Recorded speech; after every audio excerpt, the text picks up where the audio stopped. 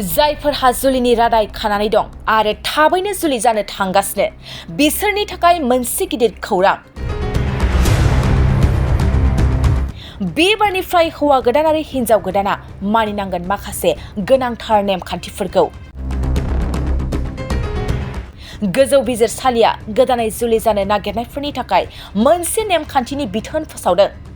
जुदि बे नेमखान्थिखौ हौवा गोदान आरो हिन्जाव गोदाना मानिया अब्ला बिजिरसालिया बेखौ गनायथि होनाय जानाय नङा।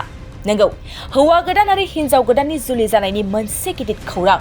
गोदानै जुलि जानाय हौवा गोदान आरो हिन्जाव गोदाना जुलिनि गोनांथार नेमफोरखौ मानिनांगोन। हौवा गोदान आरो हिन्जाव गोदाना गोजौ बिजिरसालिनि बिथोनखौ मानियाब्ला बेखौ गोजौ बिजिरसालिया गनायथि होनाय जानाय नङा। जुलियाव मोननाय अनथोब एबा जोथोबनि मोनसे फारिलाइ बानायनांगोन। मोन्नैबो नखराव गोरोबनानै जुलियाव मोननाय गासैबो अनथोबफोरखौ फारिलाइयाव लिरनांगोन। बे नेमखान्थिखौ जुलिनि समाव अनथोबखौ लानानै गोबां दावराव दावसि जानायनि जाहोनाव लानाय जादों। जुलियाव मोननाय अनथोबनि फारिलाइ खालामनांगोन जाहाथे रावनिबो नखराव अनथोब एबा जोथोबनि सायाव नंखायदाय एबा अनथोबखौ लानानै दावराव दावसि जानो हाया। बे गोनांथार नेमखान्थिखौ एलाहाबाद गोजौ बिजिरसालिया होदों।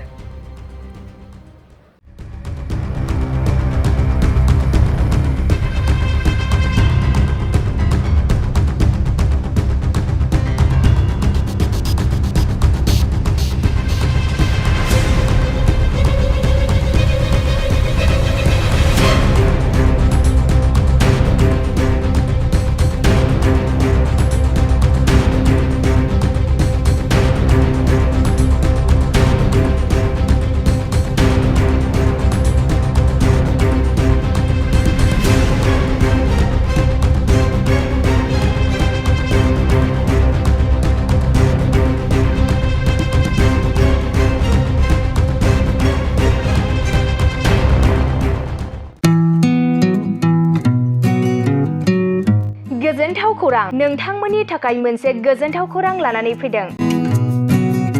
उदालगुरि जिल्लानि सिङाव थानाय डिमाकुसि नोगोराव नोंथांमोननि थाखाय अरदाब दा बड' किटचेन मुंनि गंसे गोदान हटेला गोजोनथाव खौरां लानानै फैदों। नोंथांमोना बे अरदाब दा बड' किटचेन हटेलाव साहा, कफि, आइसक्रिम, फास्टफुड, आखाइजों बानायनाय ग्रिन टि, न'आव बानायनाय आसार, गाइखेरनि एन्थाब आरो ओंखामजों जेरै अमा, दाउ, बोरमा, साम', खुसिया, अमा गोरान, नाफाम बायदिसिना बर'नि ओंख्रिखौ बे अरदाब दा बड' किटचेन हटेलाव जानो हागोन।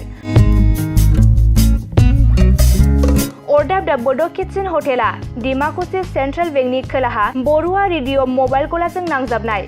सोरबाफोर अरदाब दा बड' किटचेन हटेलाव बायदिसिना जामुं आदार जानो थाखाय सिगांग्रो अर्डार हरनोब्ला नैबे 8135967290 जामबुं नाम्बाराव कल खालामनानै बुकिं खालामहरनो हागोन। गोजोनथाव खौरां! अरदाब दा बड' किटचेन हटेलाव गोबां न'आव बानायनाय मोजां जाग्रा आदारखौ मोननो हागोन।